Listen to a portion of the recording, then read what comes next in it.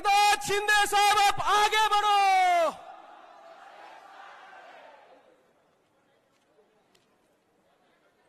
छत्रपती शिवाजी महाराज की जय भवानी। इकडे वॅडेश्वर आहेत, त्यांच्या पायाशी नतमस्तक होतो। नवस बोलले की नाही तुम्ही? दुर्गा देवीला कौल लावला की नाही? कारण गुहागर मध्ये यावेळी गेम बदलायचं आहे ना आपल्याला, पक्का नव्या बेडूचं नवं राज्य आणायचं ना।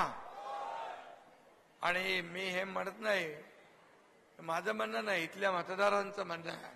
या लोकांनी ठरवलंय परिवर्तन घडवायचं आहे, चांगला उमेदवार निवडून द्यायचा आहे। आणि आपले उमेदवार राजेश बेंडल यांच्या प्रचार सभेला उपस्थित आपले पालकमंत्री उदय सामंतजी, आपले माजी आमदार डॉक्टर विनय नातूजी, रवींद्र फाटक, सदानंद चव्हाण, शशिकांत चव्हाण, विश्वनाथ पाटील, आपले कुणबी सेनेचे, बळीराज सेनेचे अध्यक्ष अशोक वालमजी, राष्ट्रवादीचे सुरेश सावंत, आरपीआयचे संदीप कदम, कोकरे महाराज, प्रकाश बांगरट, सर्व मान्यवर ज्यांची नावं घेतली नाही ते सर्वजण, सगळे भरपूर लोक आहेत। आणि मान्यवर, व्यासपीठ आणि मोठ्या संख्येने उपस्थित माझ्या लाडक्या बहिणी मोठ्या संख्येने आहेत। त्या लाडक्या बहिणींचं मी स्वागत करतो। लाडके भाऊ आहेत त्यांचंही स्वागत करतो। आणि आज लोकनेते शामराव पेजे स्मृती दिन आहे, त्यांनाही मी वंदन करतो।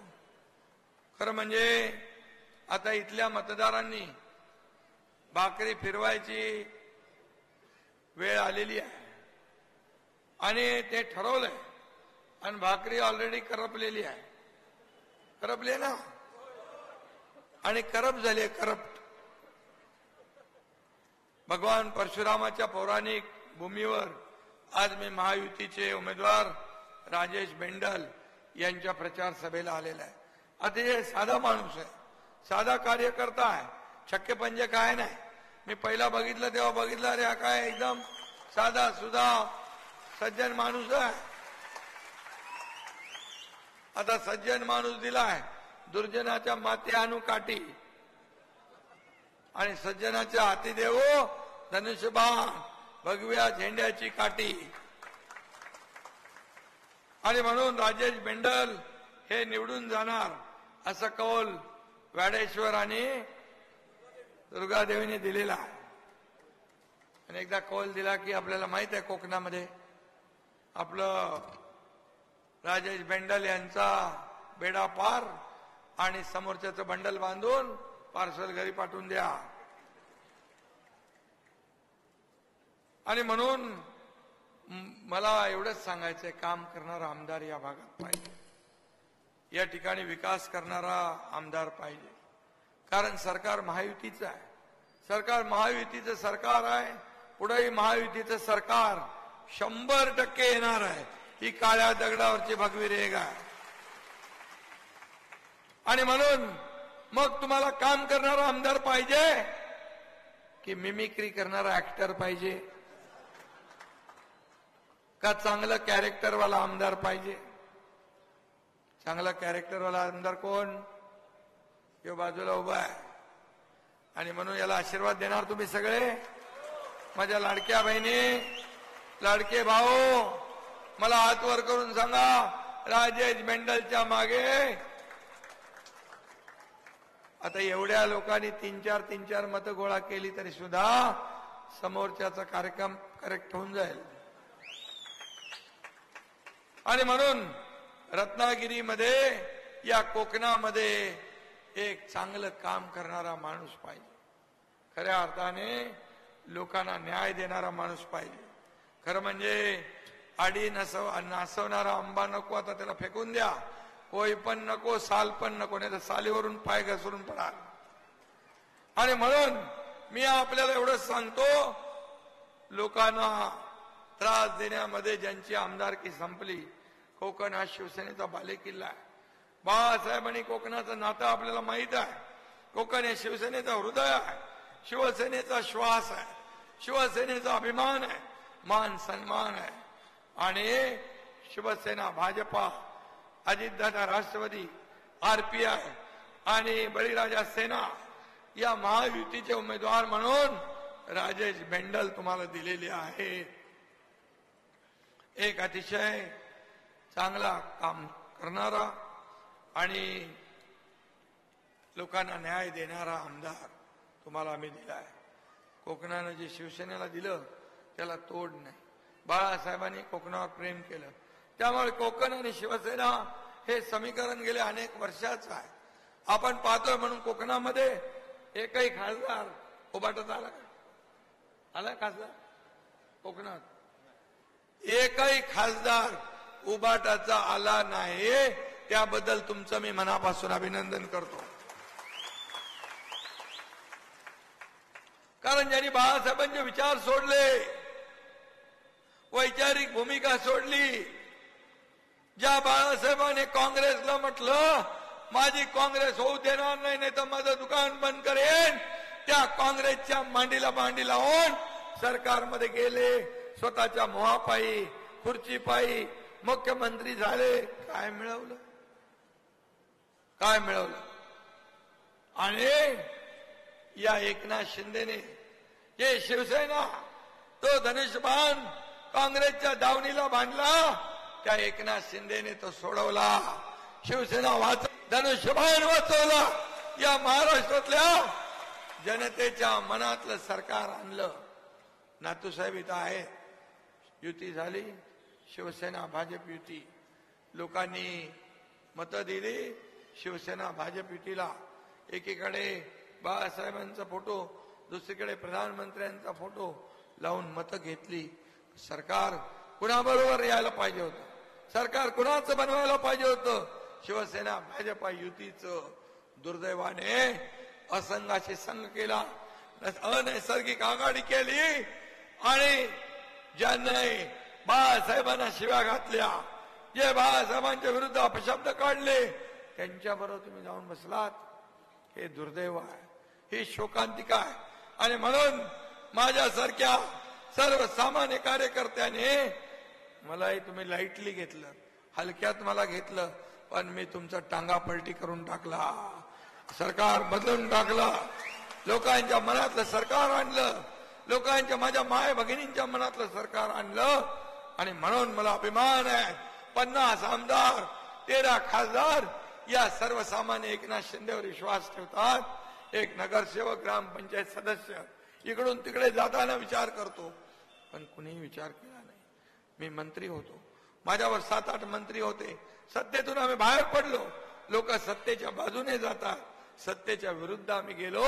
कारण आमची लढाई विचारांची होती, आमची लढाई वैचारिक होती, आमची लढाई बाळासाहेबांचे विचार ज्यांनी खतम केले त्यांच्या विरुद्ध होती. आणि म्हणून आम्ही धाडसी पाऊल उचललं आणि सरकार बनवलं लोकांच्या मनातलं. अरे आम्हाला पहिल्या दिवसापासून तुम्ही गद्दार म्हणता, आम्हाला पहिल्या दिवसापासून म्हणता सरकार पडणार पडणार पडणार, पण तुमच्या त्यांच्याकडे ज्योतिषी कच्चा होता. रोज म्हणायचे, पण रोज म्हणता म्हणता पूर्ण कालावधी संपला. आणि कालावधी संपला आणि नुसता संपला नाही, तुम्ही 2.5 वर्ष या राज्याची वाट लावली, या राज्याचं वाटोळं केलं, या राज्याला अधोगतीकडे नेले, सगळे प्रकल्प बंद पाडले. तुम्ही मेट्रो बंद पाडली, समृद्धी बंद पाडला, जलयुक्त शिवार योजना बंद पाडली, कोकणातले अनेक प्रकल्प बंद पाडले. आता म्हणतात आमची सत्ता आल्यावर आम्ही हे बंद करू, आम्ही ते बंद करू. अरे चालू तर काय करणार ते तर सांगा. सरकारचं काम काय असतं? योजना चालू करणं, विकास करणं, प्रकल्प पुढे नेणं. आमचं सरकार, आपलं सरकार आलं, सर्वसामान्यांचं सगळे स्पीड ब्रेकर आम्ही काढून टाकले, सगळे खोडे घातलेले आम्ही काढून टाकले आणि योजनांना चालना दिली, प्रकल्पांना चालना दिली. मुंबईत कधी आलात तर बघा, कोस्टल रोड बघा, अटल सेतू बघा, मेट्रो बघा, कार शेड बघा, जलयुक्त शिवार योजना बघा, समृद्धी महामार्ग बघा. तुम्हाला आनंद वाटेल की सरकार काम करणारं सरकार. आणि दुसरीकडे कल्याणकारी योजना. उद्योग मंत्री इकडे आहेत. उद्योग पळवला, उद्योग पळवला, उद्योग पळवला. किती लाख कोटीचे उद्योग आणले हो उदय सामंत? 5 लाख कोटीचे उद्योग या महाराष्ट्रामध्ये आणण्याचं काम आपल्या सरकारने केलंय. आपलं सरकार नव्हतं, महाविकास आघाडी सरकार होतं, त्या आपला 3ऱ्या नंबरवर होतो. गुजरात, कर्नाटक 1ल्या नंबरला होतो. देवेंद्रजी आणि आम्ही शपथ घेतली. पहिल्या 6 महिन्यात पुन्हा महाराष्ट्र नंबर 1 ला आम्ही आणला. महाराष्ट्रात उद्योग येऊ लागले. इंडस्ट्री फ्रेंडली स्टेट झालं. आता उद्योगाचं फेवरेट डेस्टिनेशन झालंय. उद्योग येऊ लागले. कोका कोला कंपनी येत नव्हती, त्याला बोलवलं जात होतं.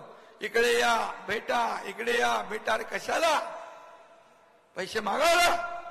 अरे मला काय मिळाले यापेक्षा माझ्या या कोकणातल्या लोकांना काय मिळणार हे बघणारं राज्यकर्ते पाहिजे. कोका कोला आपण चालू केली. रामदास कदम आणि योगेश कदम, उदय सामंत पुढाकार घेतला आणि कोका कोला सुरू केली. कोका कोला कंपनी मला म्हणतो असा मुख्यमंत्री मिळाला तर मी यापेक्षा 10 पट आम्ही इन्व्हेस्टमेंट करायला तयार आहे. 10 पट गुंतवणूक करायला तयार आहे. कारण मी सांगितलं कुणालाही काही कुठेही द्यायचे पैशाची गरज नाही. तुला जेवढं इन्व्हेस्टमेंट करायचं आहे तुझ्या धंद्यामध्ये कर. आज तुम्हाला मी सांगतो एकूण परदेशी गुंतवणुकीच्या 52% गुंतवणूक एकट्या महाराष्ट्रामध्ये झाली. एकट्या महाराष्ट्रात. जीडीपी मध्ये आपण नंबर 1 आहोत. स्टार्टअप मध्ये नंबर आहोत. आपण उद्योगात नंबर 1 आहोत. आपण पायाभूत सुविधामध्ये नंबर 1 आहोत. हे कसं झालं? माझं काय माझं काय माझं काय बघत बसलो असतो तर हे उद्योग आले नसते. आणि म्हणून जे उद्योग गेले ते त्यांच्यामुळे गेले. त्यांना सहकार्य मिळालं नाही आणि आपल्यावर खापर फोडण्याचं काम करतायत. माझं चॅलेंज आहे, तुमच्या 2.5 वर्षात तुम्ही काय केलंय ते दाखवा. तुम्ही किती उद्योग आणले ते दाखवा. आणि हा एकनाथ शिंदे 2-2.25 वर्षात किती उद्योग आणले आणि किती सुरू झाले याचा हिशोब द्यायला तयार आहे. हिशोब द्यायला तयार आहे. होऊन जाऊ दे दूध का दूध, पाणी का पाणी. कळू द्या जनतेला सत्य काय आहे. म्हणून माझ्या लाडक्या बहिणींच्या योजना आम्ही चालू केल्या. का चालू करायची नाही? लगेच पोटदुखी सुरू झाली. म्हणाली खोटी योजना आहे, ही फसवी योजना आहे, पैसे येणार नाहीत, फक्त निवडणुकाची घोषणा आहे. जसे 2 हप्ते तुमच्या खात्यात आम्ही पहिले टाकले लगेच विरोधक म्हणू लागले लवकर लवकर काढा, लवकर लवकर काढा, सरकार काढून घेईल. अरे काय म्हणावं, हसावे की रडावं? अरे सरकार देणार आहे, हे घेणार नाही. हे देना बँक आहे, लेना बँक नाही.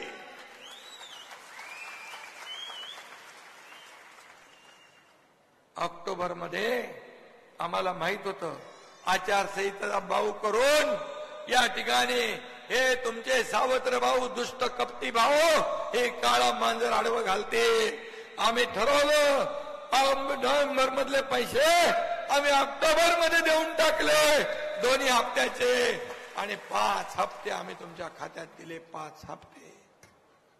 आता तुम्हाला आम्ही सांगतो 20 तारखेला मतदान झाल्यावर डिसेंबरचा हप्ता तुमच्या खात्यात तात्काळ जमा झाल्याशिवाय राहणार नाही, हा शब्द देतो.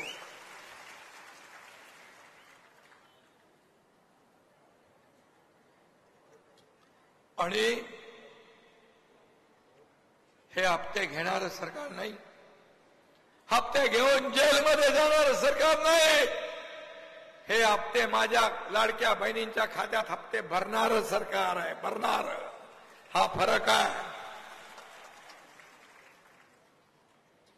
उद्योग गेले, उद्योग गेले, उद्योग गेले पळून. यामुळे सगळ्याला विरोध पहिलं बारसू रिफायनरीला कोणी परवानगी दिली? उबाटाने. त्यांचं पत्र आहे केंद्र सरकारला लिहिलेलं. आणि स्थानिकांना रिफायनरी नको असेल तर आमचं सरकार कुठलीही जबरदस्ती करणार नाही. आम्ही विकासाचे मारेकरी नाही.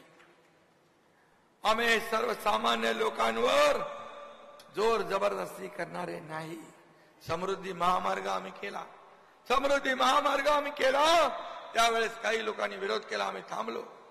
त्यांना म्हणालो तुमच्या मर्जीशिवाय आम्ही पुढे जाणार नाही. आणि आज तुम्हाला मी सांगतो समृद्धी महामार्ग 15 तास 18 तास 20 तास लागत होते. 6 तासात नागपूर मधला माणूस मुंबईत पोहोचतोय. हा फरक आहे. हा फरक आहे.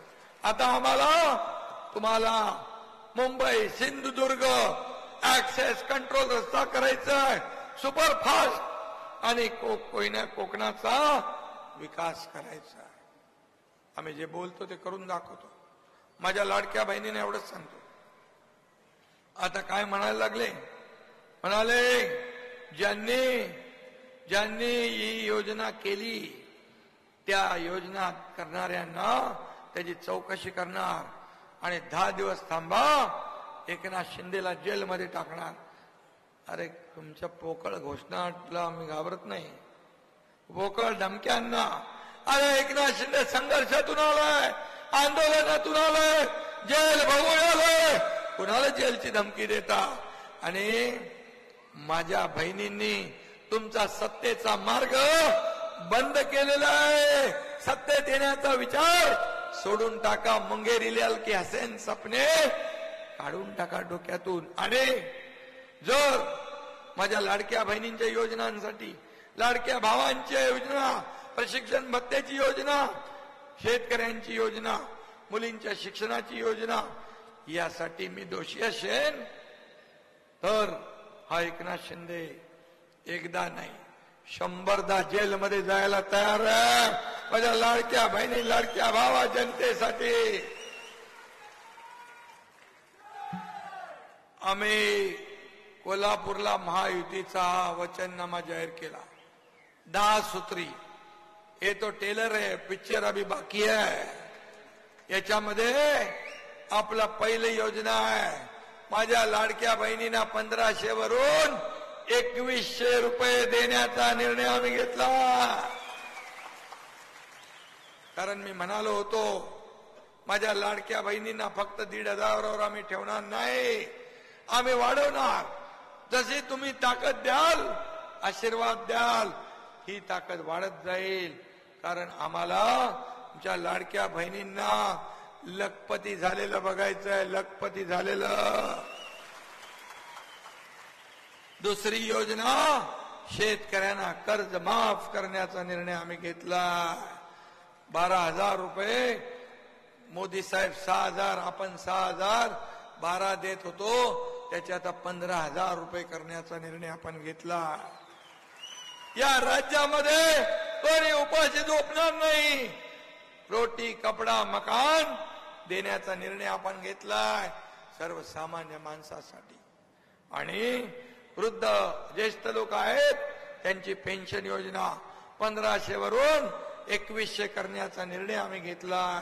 वयोश्री योजना 3000 डीबीटी खात्यामध्ये डायरेक्ट जमा करण्याचा निर्णय आम्ही घेतला. जीवनावश्यक वस्तूंचे भाव जसं बाळासाहेबांनी 1995ला स्थिर ठेवले होते तसेच या 5 वर्षात स्थिर ठेवण्याचा निर्णय आपल्या महायुती सरकारने घेतलाय. 25 लाख रोजगार उद्योगमंत्रीकडे आहेत. 25 लाख रोजगार निर्णय देण्याचा निर्णय आम्ही घेतला. आणि 10 लाख मुलांना प्रशिक्षण भत्ता 10,000 देण्याचाही निर्णय आम्ही घेतला आहे. हे सरकारचं काम आहे. हे सर्वसामान्य सरकार. 45 गावात पाणंद रस्ते बांधण्याचा निर्णय घेतलाय. अंगणवाडी आशा सेविकांना 15,000 रुपये देण्याचा निर्णय घेतलाय. आणि शेतकऱ्यांना 7.5 HP ची मोटर वापरून पंपाने शेती करणारे शेतकरी यांना पूर्णपणे माफ करण्याचा निर्णय आपल्या सरकारने घेतला. आणि घरगुती वापर, आपण जे वापर करता लाईटचं बिल, या बिलामध्ये 30% सवलत देण्याचा निर्णय आपण हे फक्त खोटे घोषणा नाही, ह्या योजना ज्या आम्ही बोललो त्या करून दाखवल्या. आणि आता ज्या वचननामे आहे तेही करून दाखवणार. आम्ही खोटं आश्वासन देत नाही, कुणाला फसवत नाही. नाहीतर काँग्रेस प्रत्येक इलेक्शनला त्यांचे प्रमुख सांगतात खटाखट देतात. इलेक्शन झाल्यावर हात वरती करतात, पैसे नाही, प्रधानमंत्री के पास मांगो. अरे प्रधानमंत्री के पास मांगो काय, घोषणा तुम्ही करायच्या आणि प्रधानमंत्र्यांनी द्यायच्या. पण आम्ही त्याच्या विरुद्ध पटापट माझ्या लाडक्या बहिणींच्या खात्यात पैसे जमा करून मोकळे झालो. आम्हाला म्हणाले कुठून पैसे आणणार. आता तुम्ही 3,000 रुपये खोटी घोषणा केली आहे, तुम्ही काय आभाळातून पाऊस पडणार आहे?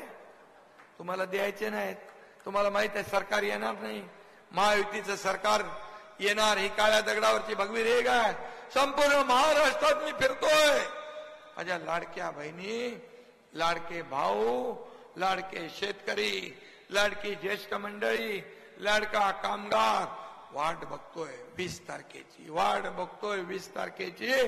कधी 20 तारीख येते आणि महायुतीला मतदान कसं करतोय याची वाट बघतोय.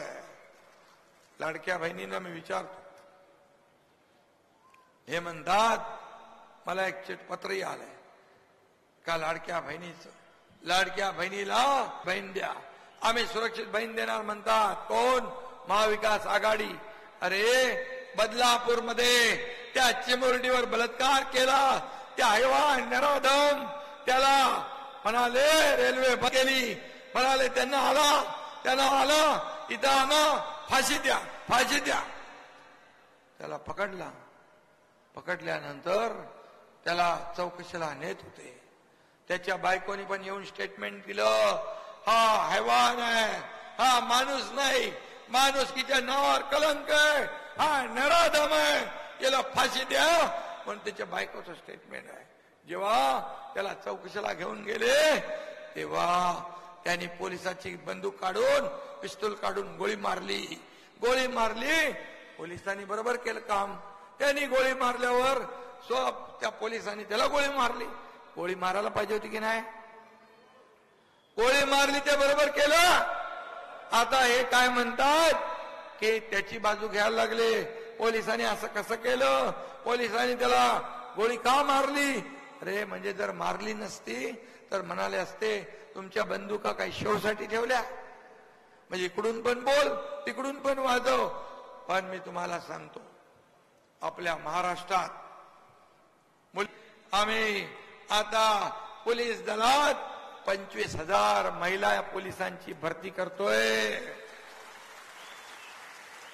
आणि जो नराधम, जो हैवान माझ्या लाडक्या बहिणीकडे वाकड्या नजरेने पाहिल, अन्याय अत्याचार करेल, त्याला फाशीची शिक्षा दिल्याशिवाय सरकार स्वस्थ बसणार नाही. हे सरकारचं काम आहे. छत्रपतींच्या महाराष्ट्रात कोणी हे आमच्या मुली बाळींवर वाकड्या नजरेने पाहता कामा नये, हे काम आमचं आहे. आणि म्हणून मी आपल्याला एवढंच सांगतो की हा राजेश बेंडल यांनी शून्यातून विश्व निर्माण केलंय.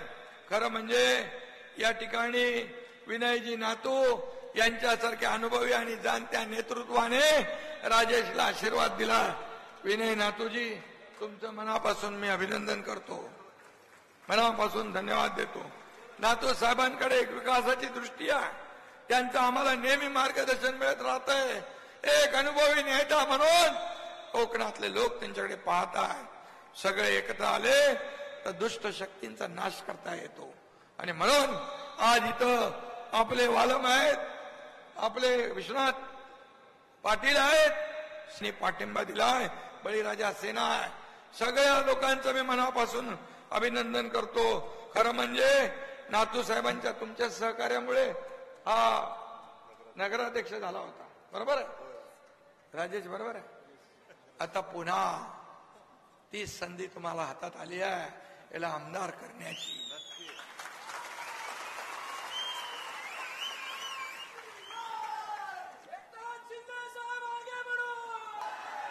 आणि मी सांगतो आपल्याला, एकनाथ शिंदे बोलतो ते करतो. एकदा शब्द दिला की फिरत नाही. बाळासाहेबांनी आम्हाला, दिघे साहेबांनी आम्हाला शिकवलंय, एकदा शब्द देताना 10 वेळा 100 वेळा विचार करा, पण एकदा शब्द दिला की मागे फिरायचं नाही. आणि म्हणून तर सत्तेत असलेलं चालू सरकार एकनाथ शिंदे पाडू शकला. एकनाथ शिंदे पाडू शकला आणि सरकार पाडलं नाही. लोकांच्या मनातलं आम्ही सरकार निर्माण केलं, आणलं.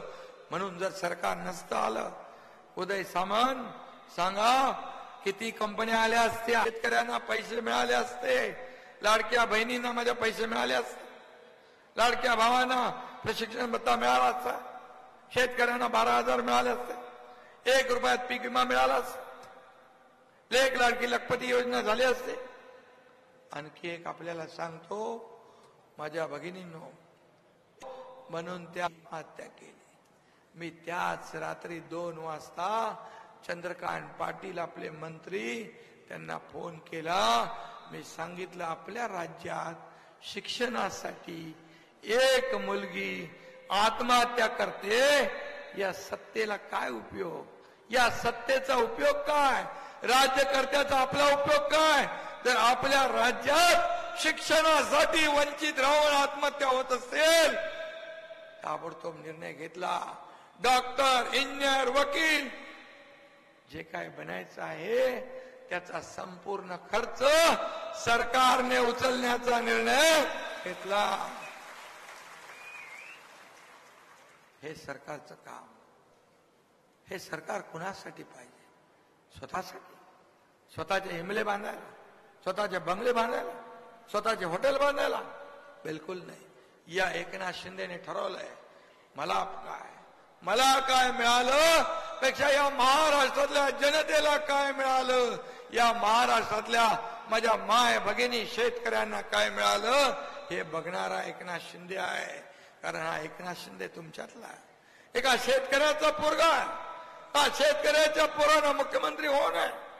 सोन्याचा चमचा घेऊन जन्माला आलेले पैशाच्या राशीत लोळण घेणाऱ्यांना तुमच्या 1,500ची किंमत काय करणार? ती किंमत या एकनाथ शिंदेला कळती आहे. आणि म्हणून शिवसेना, भाजपा, राष्ट्रवादी, महायुती यांनी मी आणि माझे दोन्ही उपमुख्यमंत्री यांनी ठरवलं, जे काय करायचं ते या राज्यातल्या जनतेसाठी करायचं. जे काय करायचं या राज्यातल्या शेतकऱ्यांसाठी, माझ्या माता भगिनींसाठी, त्यांचे अश्रू पुसण्यासाठी, त्यांच्या जीवनामध्ये बदल घडवण्यासाठी करायचं. बदल घडवण्यासाठी करायचं. आणि म्हणून तुमच्या हातात संधी आहे. एक लोकसेवेचा वारसा, बँडल त्याचे वडील आमदार होते. आज त्याच्या हातात त्याला आपण संधी दिली आहे. आणि त्याच्याकडे काय, त्याला कुठे मुंबईमध्ये फ्लॅट घ्यायचे नाही, बंगले बांधायचे नाहीत. बांधायचे? गरीब माणूस आहे. एकदम आमचं निवड चांगली आहे ना, उमेदवाराची निवड चांगली आहे ना. तू साहेब चांगला माणूस दिलाय. कारण या एकनाथ शिंदेला पण मोहन आई आहे. मला काय, मी काय होतो? मी सर्वसाधारण कुटुंबातला एक कार्यकर्ता. मी कालही कार्यकर्ता म्हणून काम करत होतो, आजही कार्यकर्ता म्हणून काम करतोय, उद्याही कार्यकर्ता म्हणूनच मी काम करणार आहे. आणि मी स्वतःला सीएम म्हणजे चीफ मिनिस्टर नाही, मी स्वतःला सीएम म्हणजे कॉमन मॅन समजतो. कॉमन मॅन, सर्वसामान्य माणूस. आणि या राज्यातल्या कॉमन मॅनला ताकद देऊन मला त्याला सुपरमॅन बनवायचं आहे. हाच आमचा संकल्प आहे. आणि म्हणून माझ्या लाडक्या मगाशी काय हॉस्पिटलचं कुठलं काय होतं, निरामय हॉस्पिटल बंद पडलं काय? किती पैसे खर्च लागणार आहे? खर्च चालू व्हायला किती टक्के लागते? कुणाचाही असू द्या हॉस्पिटल, ते 10 कोटी जे लागतील ते 10 कोटी उद्योग मंत्री तुमच्या खात्यातून ताबडतोब द्या आणि हे हॉस्पिटल चालू करा. त्याला लागणारे पैसे उद्योग मंत्र्यांना धन्यवाद देतो. पहिल्यांदा एसटीचे सगळे डेपो कॉन्क्रीटचे करायला 500 कोटी रुपये या उदय सामंत यांनी दिले. आज एसटीची बघा, जे मी सांगितलं ते उदय सामंत यांनी केलंय. आज मुख्यमंत्री स्वयंरोजगार योजना त्यांची आहे. किती आपण सबसिडी देतो? 35% सबसिडी. महिलांना फूड ट्रक देतो, महिलांना पोळीभाजी केंद्राची गाडी देतो. त्याच्यातून उद्योग उभा राहतो, लोकांना काम मिळतं. अण्णासाहेब पाटील आर्थिक विकास महामंडळ यातून देखील 1 लाख लोकांना 15 लाख बिनव्याजी कर्ज दिलंय. आणि महिला बचत गटांना सक्षम करणं. प्रधानमंत्री महोदयांनी लखपती दीदी